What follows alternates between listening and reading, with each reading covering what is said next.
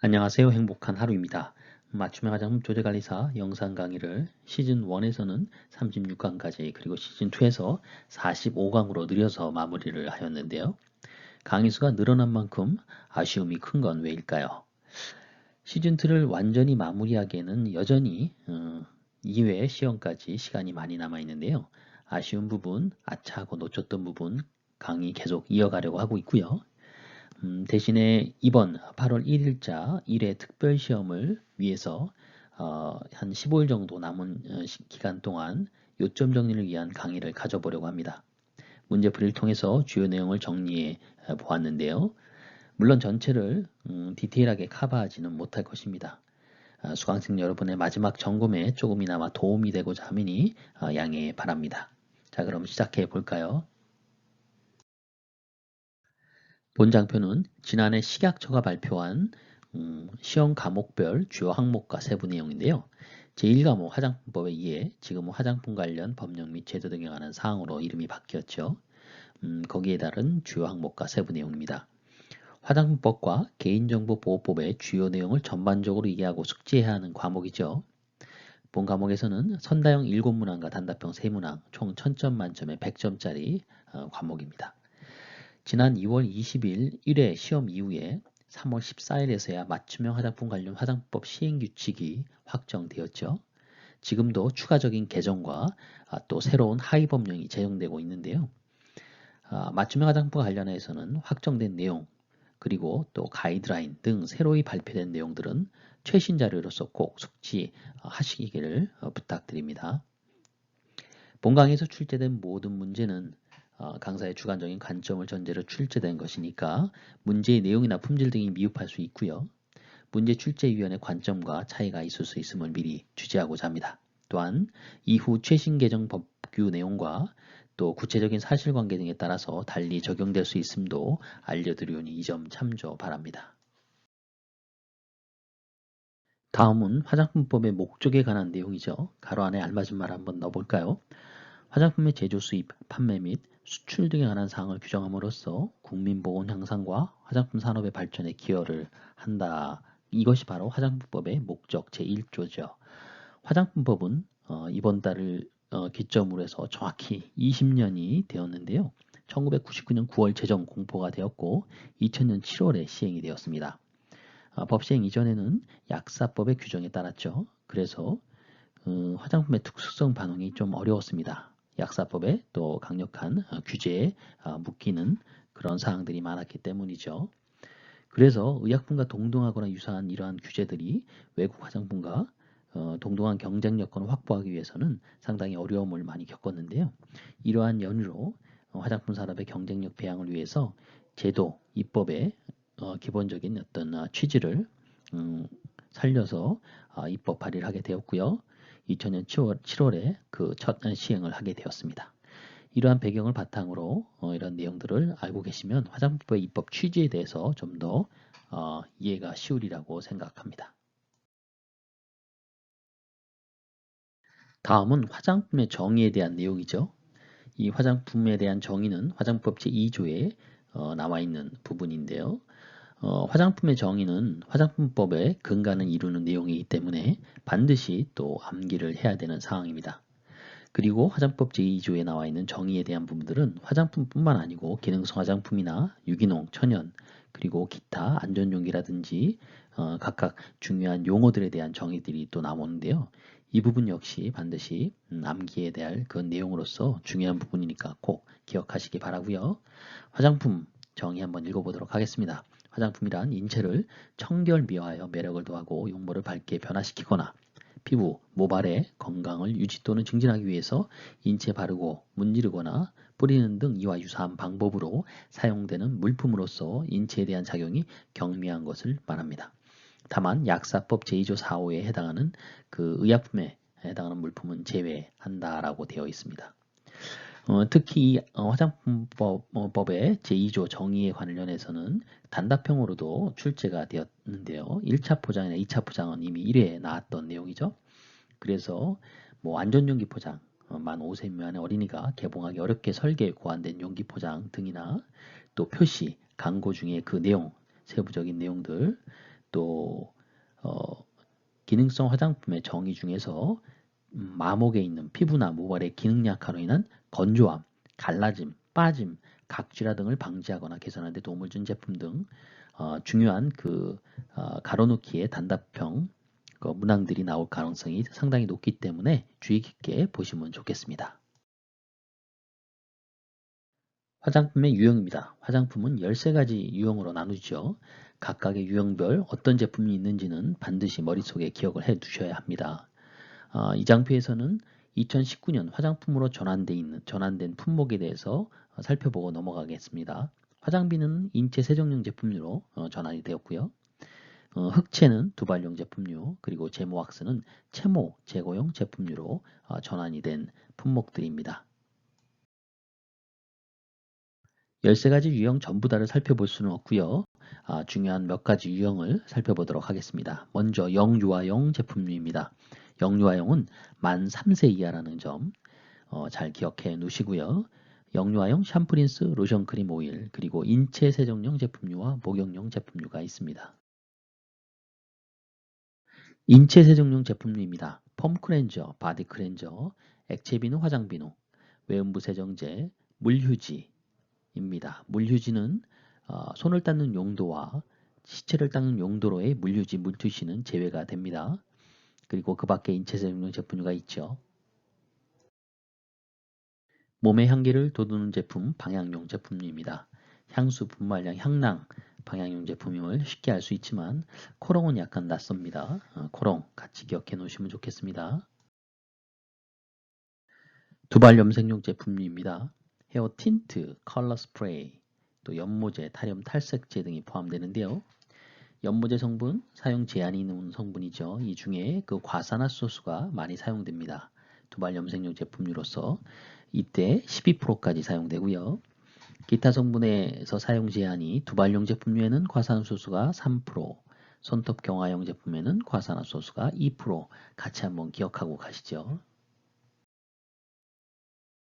색조 화장용 제품류입니다.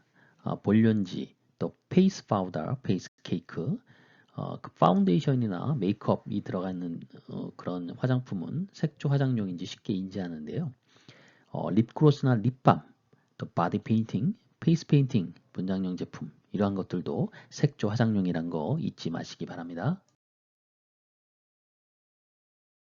손발톱용 제품류입니다. 손발톱에 코팅을 하는 그런 제품군들이죠. 그래서 코팅 비슷하죠. 코트가 들어가 있는 품목들입니다. 베이스 코트, 언더 코트, 탑 코트 전부 다 손발톱용입니다. 그리고 네일 폴리시, 네일 에나벨 리무버 이거는 안전용기 포장과 관련된 그런 품목입니다. 잘 기억하시기 바랍니다. 아세톤이 포함되어 있는 네일 폴리시, 네일 에나벨 리무버 안전용기 포장. 화장품 유형에 대해서 문제를 한번 엮어봤는데요. 단순히 유형별로 이것이 어떤 제품군이 유형에 맞느냐 이런 문제뿐만 아니고 한 단계 더 나아간다면 앞서 말씀드렸듯이 안전용기 포장에 사용되는 품목이 있습니다. 아세톤을 함유하는 네일 에나벨 리무버 및 네일 폴리시 리무버 이것이 어떤 유형인지 알아야 되고요. 이 유형과 같은 해당하는 제품을 고르라는 문제 형태로도 나올 수 있지 않을까 생각이 들고요. 그러면은 손발톱용 제품류임을 인지하셔야 되고요. 손발톱 코팅, 코트, 탑 코트가 돼야 되겠죠. 정답은. 화장품 유형과 앞선 문제와 같은 유형입니다. 보존제 성분, 즉 사용 제한이 있는 성분 중에 아이도프로피닐, 부틸, 카바메이트, IPBC라는 것이 있는데요. 사용 제한이 상당히 많죠. 사용 후 씻어낸 제품의 0.02%까지, 사용 후 씻어내지 않는 제품은 0.01, 다만 가로에 배합할 경우에는 0.007%까지, 기타 등등. 이때 가로의 내용을 알고 있어야 되겠죠. 가로는 바로 디오드란트입니다.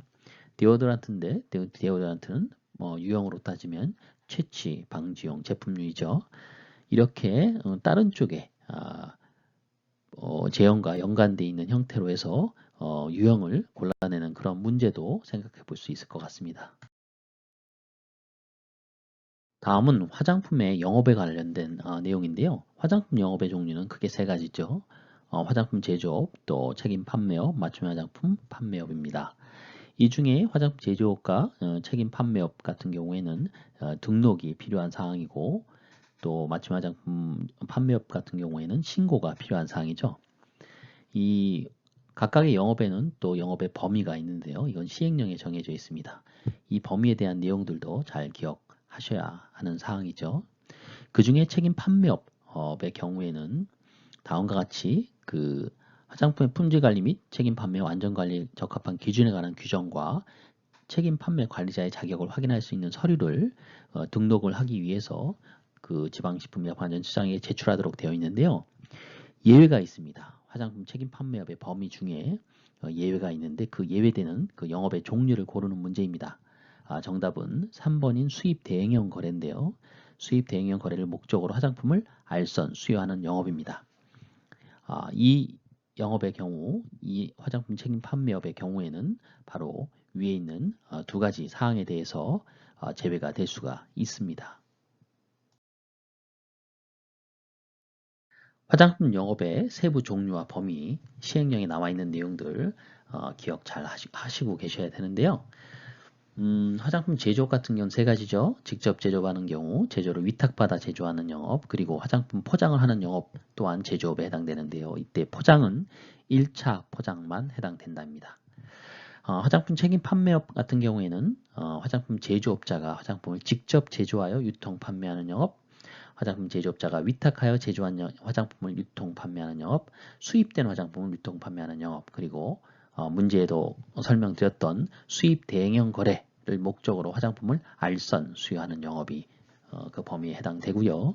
맞춤형 화장품 판매업 같은 경우에는 제조 수입된 화장품의 내용물에 다른 화장품의 내용물이나 식품의약품안전처장이 정하여 고시하는 원료를 추가하여 혼합한 화장품을 판매하는 영업, 그리고 제조 또는 수입된 화장품의 내용물을 소분한 화장품을 판매하는 영업이 그 세부 종류와 범위에 해당되는 내용입니다. 화장품의 안전성에 관한 내용입니다. 화장품의 안전성이나 유효성 이러한 부분에서 문제를 출제하기 위해서는 화장품의 법령적 근거가 필요한데요. 기능성 화장품의 심사에 대한 규정, 그리고 기능성 화장품 기준 및 시험 방법에 대한 고시 규정을 근거로 문제를 낼 수 있을 것 같습니다. 다음 문제가 바로 그런 내용들을 근거로 해서 만들어낸 문제입니다.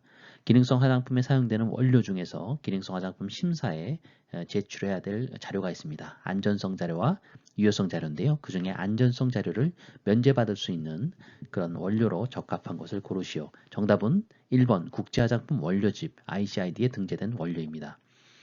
이렇게 그 안전성 자료를 면제받을 수 있는 몇 가지 규격사가 있는데요. 살펴보도록 하겠습니다. ICID 외에도 재료 자출이 면제되는 규격사에는 다음과 같은 것이 있습니다. 기능성 화장품 기준 및 시험 방법, 또 식품의 기준 및 규격, 식품 첨가물의 기준 및 규격입니다. 참조 바라고요. 앞선 내용의 첨부에서 기능성 화장품 심사에 대한 규정 중에 안전성에 관한 자료가 어떤 것이 있는지 한번 살펴보도록 하겠습니다. 단해 투여 독성 시험 자료와 1차 피부 자국 시험 자료, 안전막 자국 또는 기타 점막 자국 시험 자료, 피부 감작성 시험 자료, 광독성 및 광감작성 시험 자료, 인체 첩포 시험 자료, 인체 누적 첩포 시험 자료 등이 있습니다. 이러한 내용들이 어떠한 형태로 시험이 되는지 시험 방법에 대한 부분을 보시려면은 기능성 화장품 심사에 대한 규정 고시 안에 별표 중에서 독성 시험법의 내용이 있습니다. 그 부분을 꼭 살펴보시기 바랍니다. 다음은 화장품의 유효성에 관한 내용입니다. 한번 문제를 풀어보도록 하겠습니다. 화장품의 안전성과 유효성을 증명할 목적으로 해당 화장품의 임상적 효과를 확인하고 유해 사례를 조사하기 위하여 사람을 대상으로 실시하는 시험 또는 연구 자료로 적합한 것을 고르시오. 정답은 인체 적용 시험 자료입니다. 아마도 인체 사용 시험 자료와 헷갈렸을 것 같은데요. 인체 적용 시험 자료는 본 정의에 대한 내용들이 화장품 인체 적용 시험 및 효력 시험 가이드라인 민원인 안내서에 근거를 하고 있는데요. 이 인체 적용 시험은 헬싱키 선언에 근거한 윤리 규정 그리고 관련 가이드라인, 관련 규정에 따라 수행되어야 합니다. 유효성 자료는 그 외에도 효력 시험 자료와 연모 효력 시험 자료가 있다는 거 기억하시고요. 앞선 문제에서 인체 사용 시험 자료에 대한 용어는 바로 기능성 화장품 심사에 관한 규정, 별표 1의 독성 시험법 중에서 나온 내용인데요. 여기에서 인체 사용 시험은 다음 두 가지, 즉 인체 첩보 시험과 인체 누적 첩보 시험을 의미합니다. 참고 바랍니다. 제1과목 정리하자. 여기서 한번 쉬었다 가도록 하겠습니다. 지금까지 행복한 하루 맞춤 화복이었습니다. 감사합니다.